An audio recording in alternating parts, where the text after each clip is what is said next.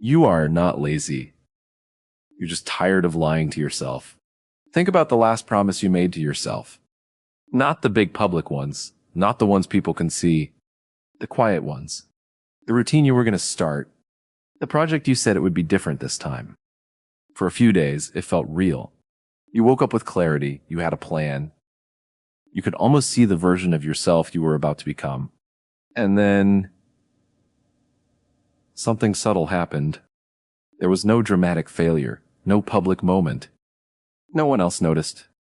But you did, because you quietly stepped away. Again. And what makes that moment so heavy isn't the unfinished project. It's the quiet realization that you broke another promise to yourself. But here's the strange part. Most people think they know why this keeps happening. They think it's motivation. But the real reason appears in a moment most people never notice. And once you see that moment, clearly the pattern starts to make sense. If this pattern already feels familiar, subscribe. This channel is about understanding what really happens between intention and action. This is Follow Through, where intention meets action. For a long time, the explanation seemed obvious: motivation. We tell ourselves we just need more of it. More inspiration, more energy, the right system, something that will finally push us forward. But eventually, something uncomfortable becomes clear. What we call lack of motivation is often just a more elegant way of avoiding the effort we know is coming. Avoidance feels personal. Needing motivation feels ambitious. One threatens the story we tell about ourselves, the other protects it. That's why the beginning of things feels so powerful. Starting something new creates a temporary identity.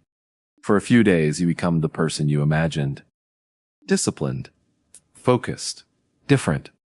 In that moment, the future feels wide open. But the psychological shift begins quietly. Excitement fades, progress slows down. Repetition replaces novelty, and staying stops feeling inspiring. It starts feeling exposing, and that's when the pattern begins. Not with failure, with stories. I work better under pressure. I just need a reset. I'm not in the right headspace today. Those explanations sound thoughtful, responsible even. But if they were truly logical, they wouldn't always lead to the same ending. Because quitting almost never happens at the beginning. And it rarely happens at the finish line.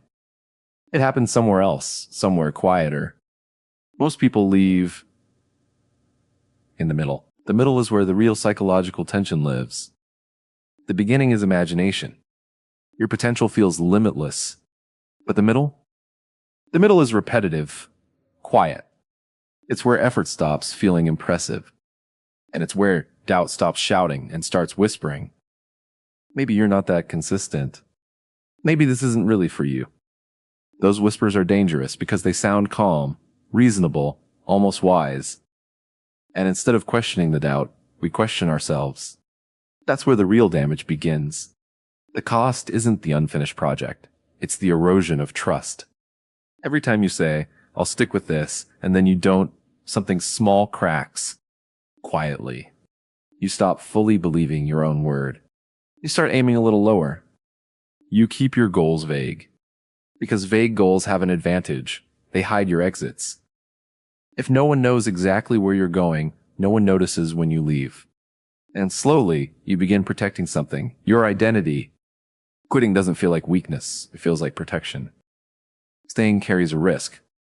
If you truly stay, if you give something your full effort, then the result becomes evidence.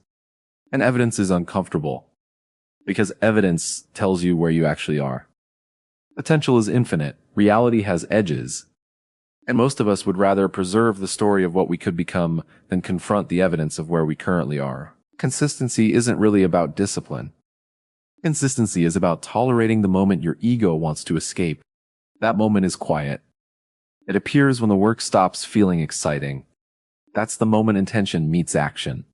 And there's one question that interrupts the entire pattern. Not, do I feel motivated?